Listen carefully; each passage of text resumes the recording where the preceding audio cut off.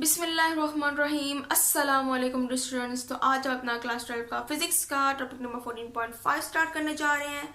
तो नंबर 14 का force on a moving charge in magnetic field. तो आज हम क्या करेंगे, मैग्नेटिक फील्ड के अंदर कोई भी जो भी चार्ज हमारे पास मूव कर रहे हैं उनके ऊपर कितनी फोर्स लग रही है तो हम उसको फाइंड करने जाएंगे। ठीक है, तो सबसे पहले हम एक एग्जांपल लेते हैं जी। हम स्टार्ट करते हैं ग्रेविटेशनल फील्ड से। ग्रेविटेशनल फील्ड जो है हम पढ़ते आ रहे हैं कब से।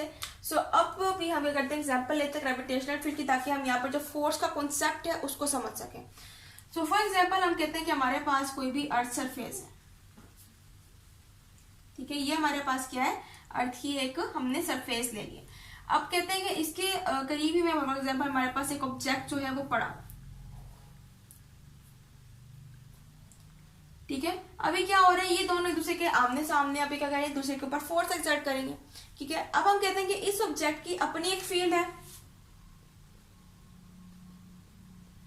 ये ऑब्जेक्ट की अपनी एक फील्ड है, और जो अर्थ सरफेस है उसकी भी क्या है, अपनी एक फील्ड है। ठीक है, ये हमारे पास क्या है, अर्थ सरफेस। अब ये दोनों क्या है, इन दोनों की अपनी अपनी फील्ड है। हम कहते हैं कि जब इन दोनों की फील्ड क्या करेंगी, इंटरेक्ट करेंगी या ओवरलैप करेंगी। ठीक है, in case of their interaction, जब भी हम कह सकते हैं ओवरलैपिंग में, ये दोनों क्या करेंगे, एक दूसरे के ऊपर फोर्स एक्सर्ट करेंगे। ठीक है, यानी कि हमारे पास फोर्स के लिए दो फील्ड्स का होना जरूरी है। अगर हम यहाँ से इस ऑब्जेक्ट को हटा देते हैं तो इस अर्थ के पास फॉर एग्जाम्पल कोई भी ऑब्जेक्ट नहीं है, तो इसका मतलब ये नहीं कि अर्थ अपने ऊपर फोर्स लगाना शुरू कर देगा। ठीक है, अर्थ जो है वो एक आइसोलेटेड फॉर्म के अंदर एक ऑब्जेक्ट है जो कि अकेला पड़ा हुआ है। ठीक है, अगर कोई और ऑब्जेक्ट आ रहा है उसके ऊपर असरअंदाज हो रहा है तो वो भी उसके ऊपर असरअंदाज होगा। कोई भी ऑब्जेक्ट अपने ऊपर असरअंदाज नहीं होता है। तो यहाँ पर हमारे पास जो अर्थ सरफेस है उसकी फील्ड जो है वो कभी भी अपने ऊपर एक्सर्ट नहीं लगाएगी, फोर्स नहीं लगाएगी। अगर कोई और ऑब्जेक्ट आ रहा है बाहर से तो उसके ऊपर फोर्स लगाएगी। इस तरह ये ऑब्जेक्ट जो है वो अर्थ की सरफेस पर लगाएगा फोर्स, अपने ऊपर कभी भी नहीं लगाएगा। ठीक है, इससे पता चलता है कि फोर्स जो है उसको प्रोड्यूस करने के लिए दो फील्ड्स का होना बहुत ज्यादा जरूरी है। ठीक है, अगर एक फील्ड है, अगर इस ऑब्जेक्ट की फील्ड है तब भी फोर्स एक्सर्ट नहीं होगी, अगर सिर्फ इस ऑब्जेक्ट की फील्ड है तो तब भी फोर्स एक्सर्ट नहीं होगी। तो हमारे पास क्या है, एक बात तो ये निकल आई कि we need two fields to exert force, to exert a force. ठीक है, सो इधर हमारे पास ये फोर्स का एक तरह से कॉन्सेप्ट था जो मैंने आपको ग्रेविटेशनल फील्ड से दिया। इसी तरह अब हम क्या करते हैं, कंसीडर करते हैं कि फॉर एग्जांपल हमारे पास परमानेंट बार मैग्नेट्स हैं, एक इस तरफ है नॉर्थ एंड साउथ, और एक इधर है।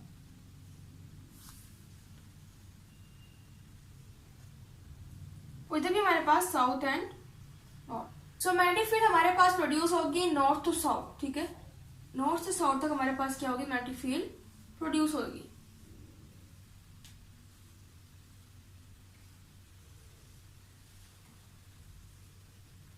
ठीक है, सो हमारे पास क्या है, मैग्नेटिक फील्ड।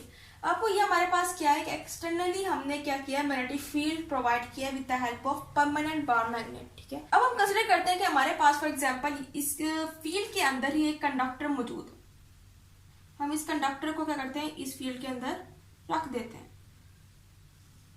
ठीक है, और हम ये कहते हैं कि अब इसके कंडक्टर के अंदर से हम क्या कर रहे हैं, करंट भी पास कर रहे हैं। ठीक है, अब हमें पता है कि जब करंट पास होगा इसका मतलब क्या है, इसके अंदर से चार्ज जो है वो फ्लो कर, इसमें से करंट फ्लो हो रहा है, इसका मतलब क्या है कि इसके अंदर इलेक्ट्रॉन जो है वो क्या करेंगे, मूव करेंगे, यानी कि इसमें इलेक्ट्रॉन्स भी फ्लो करेंगे due to the flow of current. ठीक है, तो हम कहते हैं कि इसके अंदर हमारे पास क्या है, इलेक्ट्रॉन भी है जो कि मूव कर रहे हैं।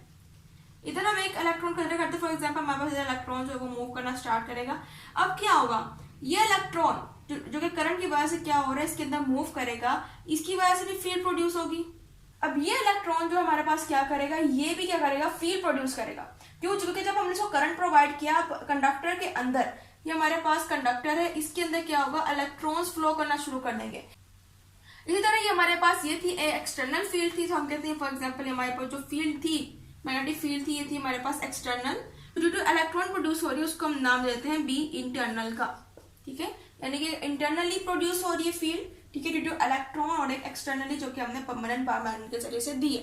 ठीक है, अब क्या होगा, जब ये दोनों फील्ड्स अट्रैक्ट करेंगे, इलेक्ट्रॉन की फील्ड और इस बार मैग्नेटिक की मैग्नेटिक फील्ड दोनों की इंट्रैक्शन होगी, ओवरलैपिंग होगी, तो ये क्या होगा कि फोर्स एक्सर्ट होगी। लेकिन अगर हम कहते हैं कि फॉर एग्जांपल एक कंडक्टर हमारे पास में मौजूद है ही नहीं, सिर्फ यही फील्ड मौजूद है, बाहर की एक्सटर्नल फील्ड मौजूद है, इस केस में हमारे पास फोर्स जो है वो नहीं रहेगी। इसी तरह अगर हम कहते हैं कि हमारे पास करंट कैरिंग कंडक्टर है और उसके अंदर इलेक्ट्रॉन फ्लो कर रहे हैं, लेकिन हमारे पास एक्सटर्नल फील्ड नहीं है, मींस कि सिर्फ इलेक्ट्रॉन की अपनी एक फील्ड है, तो उस केस में भी फोर्स एक्सर्ट नहीं होगी। इससे पता चलता है कि हमें दो फील्ड चाहिए जिसके जरिए से हमारे पास फोर्स जो है वो प्रोड्यूस होगी। ठीक है, अब जब ये दोनों इंटरेक्ट करेंगे तो क्या करेंगे, दूसरे के ऊपर फोर्स प्रोड्यूस करेंगे, ऑटोमेटिकली फोर्स जो है प्रोड्यूस हो जाएगी। इस तरह हम क्या करते हैं कि हमने जो कंडक्टर यहाँ पर लिया था जिसके अंदर हमने करंट प्रोवाइड किया था और इलेक्ट्रॉन फ्लो कर रहे थे, अब इसी कंडक्टर को हम आइसोलेटेड फॉर्म में लेते हैं जिससे करंट फ्लो कर रहा था। कि फॉर एग्जाम्पल ये हमारे पास, हमने इसको अलग से ले लिया। ठीक है, अब ये हमारे पास वही कंडक्टर है जिसमें से करंट जो है वो क्या करेगा, फ्लो करेगा, करंट फ्लो करेगा। अब कहते हैं फॉर एग्जाम्पल ये जो हमारे पास क्रॉस सेक्शनल एरिया है, इसको मैं कहती हूँ कि ये एरिया मेरे पास, उसको मैं ए लिख देती हूँ। ठीक है, इसकी लेंथ जो है मेरे पास, इसको मैं कैपिटल एल से डिनोट कर देती हूँ। और ये कहती हूँ कि ये मेरे पास जो चीज है ये क्या है, मेरे पास इसका वॉल्यूम है। ठीक है, तो मैं इसको वी से डिनोट करती हूँ। और आपको पता है कि अगर हमें किसी चीज का वॉल्यूम मालूम करना होता है तो वॉल्यूम के लिए हमारे पास जो फॉर्मूला होता है वो होता है volume is equal to area into length. तो ये हमारे पास वॉल्यूम जो है वो क्या होता है, फाइंड आउट हो जाता है। अब इधर हम कह रहे हैं कि अब हम बात करते हैं यूनिट वॉल्यूम की। यूनिट वॉल्यूम क्या होता है, हम कहते हैं कि जब हमारे पास किसी भी चीज का वॉल्यूम, इस कंडक्टर का जो वॉल्यूम है वो क्या है, 1 मीटर क्यूब। ठीक है, टोटल 1 मीटर क्यूब है, तो हमारे पास क्या होगा, वो यूनिट वॉल्यूम बन जाएगा। अब क्या हो रहा है, जैसे कि मैंने आपको बताया कि करंट इस कंडक्टर में से फ्लो कर रहा है। ठीक है, अब क्या होगा, इस वॉल्यूम में से हमारे पास नंबर ऑफ चार्ज पार्टिकल्स भी फ्लो कर रहे हैं। अब हमें पता करना है कि कितने नंबर ऑफ चार्ज पार्टिकल्स इसके अंदर फ्लो कर रहे हैं, तो उसके लिए भी हमारे पास एक फॉर्मूला है, उसको हम यूज करेंगे। अब हमारे पास क्या है, t n is equal to number of charge particles over V. अब इसी के जरिए हम नंबर ऑफ चार्ज पार्टिकल्स को फाइंड करेंगे। अब हमें नंबर ऑफ चार्ज पार्टिकल्स चाहिए, तो हम क्या करेंगे, ये भी जो कि यहाँ पे डिवाइड हो रहा है वो जाके क्या हो जाएगा, एन के साथ मल्टीप्लाई हो जाएगा। तो as a result number of particles, charge particles is equal to n into V. तो ये हमारे पास क्या है कि हमारे पास अगर हम एन और वी का प्रोडक्ट लेंगे तो एज अ रिजल्ट हमारे पास नंबर ऑफ पार्टिकल्स जो है वो निकल आएंगे। अब इसे हमें पता है कि v is equal to A L था, तो कर सकते हैं कि हमारे पास जो v है वो क्या है, ए एल है। ठीक है, और आपने याद रखना है कि इधर जो हम बात कर रहे हैं इलेक्ट्रॉन्स की, चार्ज की, वो क्या है, मूविंग चार्ज है। करंट हमने इनको दिया हुआ है, करंट का फ्लो हो रहा है, मीन्स के चार्जेस का फ्लो हो रहा है, इलेक्ट्रॉन्स का फ्लो हो रहा है। तो इधर भी हमारे पास इलेक्ट्रॉन्स क्या कर रहे हैं, चार्ज क्या कर रहे हैं, मूव कर रहे हैं। तो हम कहते हैं कि हमारे पास फॉर एग्जाम्पल अगर एक इलेक्ट्रॉन को हम कंसिडर करते हैं कि एक इलेक्ट्रॉन है वो हमारे पास बराबर है चार्ज क्यू के, यानी कि इसके ऊपर जो चार्ज है वो है क्यू, स्मॉल क्यू।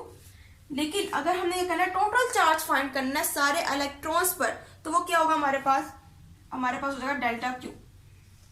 ठीक है, सो अब ये हमारे पास किसके बराबर आ जाएगा, ये हमारे पास जाएगा टोटल चार्ज, क्योंकि हमने number of charge particles means के टोटल चार्ज फाइंड करना था, तो ये हमारे पास टोटल चार्ज होता है, total charge into n A L and small charge q, क्योंकि हमने सिंगल एक इलेक्ट्रॉन पे भी चार्ज फाइंड करना ताकि उसकी फोर्स को फाइंड कर सकें, तो उसका भी चार्ज चाहिए कि सिंगल इलेक्ट्रॉन पे कितना चार्ज है और जो तमाम नंबर ऑफ चार्जेस है उन तमाम नंबर ऑफ इलेक्ट्रॉन्स है उनके ऊपर क्या चार्ज है। ठीक है, सो हमारे पास क्या आ जाएगा, टोटल नंबर ऑफ चार्ज जो कि हमने फाइंड करना था वो हो जाएगा n into area into length into q charge. ठीक है, सो हमारे पास क्या निकल आया, डेल्टा क्यू। अब हम जरा करंट की डेफिनेशन देखते हैं कि हमारे पास करंट की डेफिनेशन क्या है, क्योंकि इसके अंदर हमारे पास करंट जो है वो भी क्या हो रहा है, फ्लो हो रहा है। करंट भी हमारे पास इसमें क्या है, एज अ प्रोडक्ट एक्ट कर रहा है। अब क्या होगा, हमारे पास करंट जो है वो बराबर होता है टोटल नंबर ऑफ चार्जेस के और डिवाइड बाय डेल्टा टी के। ठीक है, अब इधर हमारे पास डेल्टा क्यू जो है वो तो हमारे पास की वैल्यू मौजूद है, n into A into L into Q. अब डेल्टा टी हमारे पास क्या होगा, वो हमारे पास होता है लेंथ डिवाइड बाय टी।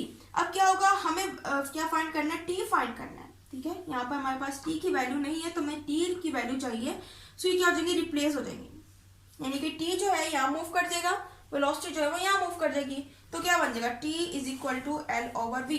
तो इधर हम क्या करेंगे, t is equal to L over V जो है वो पुट कर देंगे।